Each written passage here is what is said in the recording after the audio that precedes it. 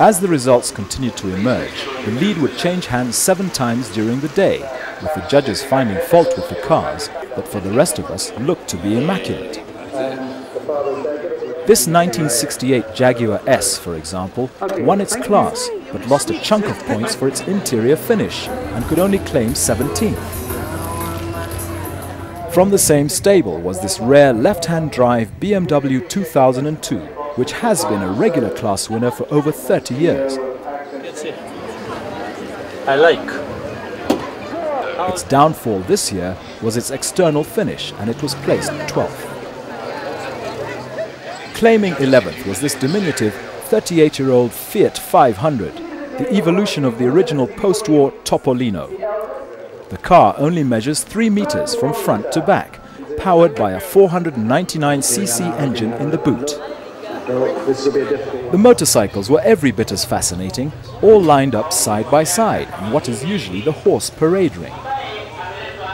The judging of the bikes had commenced at the same time as the cars with a 1981 50cc Peugeot moped, which to a collector is a rare classic. It lost points for its trim and eventually came 16th.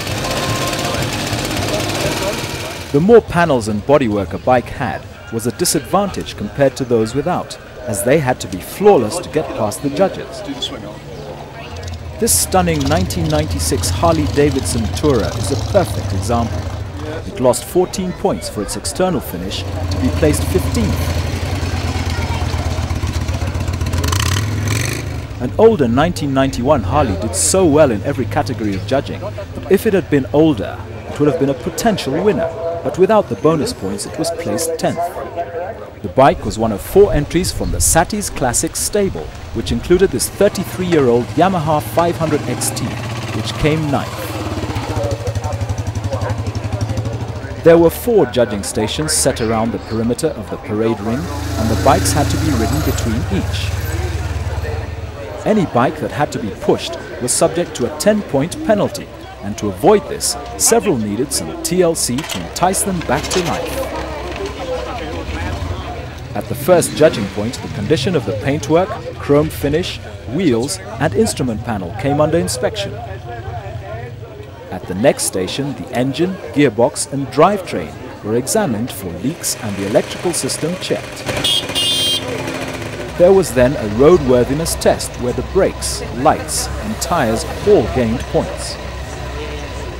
Finally, the trim was assessed for cleanliness and condition, including the effectiveness of the suspension.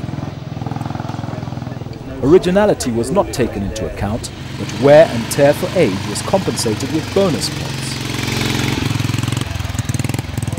On the car judging line, touring cars up to 1300cc were under inspection, including the 53-year-old VW Beetle, which had won the Concours on 4 previous occasions. The cars were inspected along a gauntlet of 5 judging points, commencing with the underside, which meant they first had to climb the Total ramp.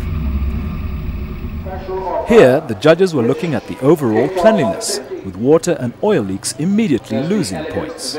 Water leak, oil leak. Some of the cars are incredible. You get nothing. It's very difficult to find any faults on them, but there are others that do have quite a bit wrong with them. And do you often find money under there and bribes?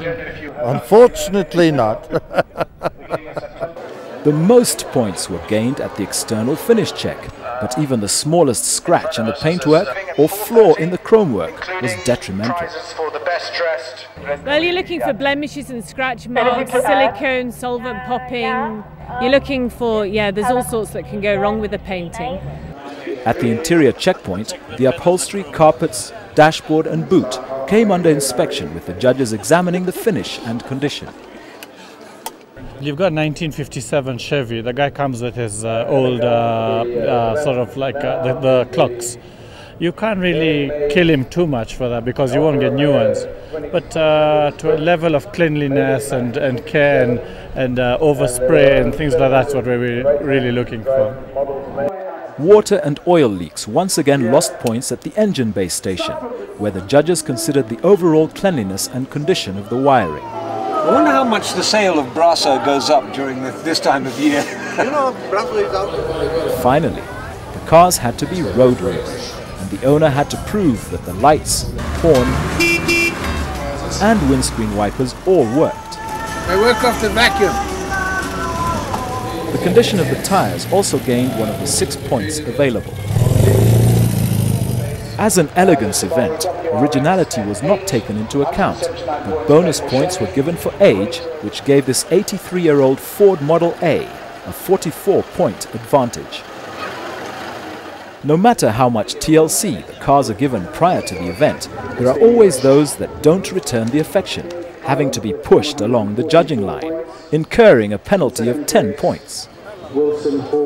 Overall, there were 290 points up for grabs, and the VW Beetle was deducted 28, including 3 for what looked like an immaculate underpan. Whilst the crux of the Concours was to unearth the best presented car of the day, the range of cars were a fascinating look back at over 80 years of motoring history. Every decade was represented. The 20s and 30s were the vintage years. An ex-military Willys Jeep captivated the war years of the 40s before the car industry took off.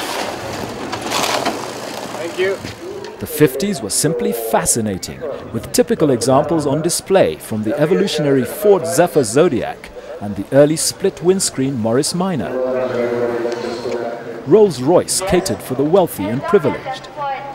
This is one of the 760 Silver Dawns produced between 1949 and 1955. In America, the Chevrolet brand was dominant. This is a 1952 Chevrolet Deluxe, a favorite amongst the mafia. The flamboyant 60s saw the beginning of the modern-day car, best remembered by the hippie years of the various forms of the VW Combi. Economy cars emerged, including the rear-engine Hillman Imp and the sporty and now rare Daihatsu convertible. This is believed to be the only example on the African continent in Concours condition. We've got the And then there was the Ford Mustang, an icon of the age. The 70s were recalled by this superb Ford Fairmont, and the 80s by a beautiful Rolls-Royce Silver Spirit. What a beast. What a beast.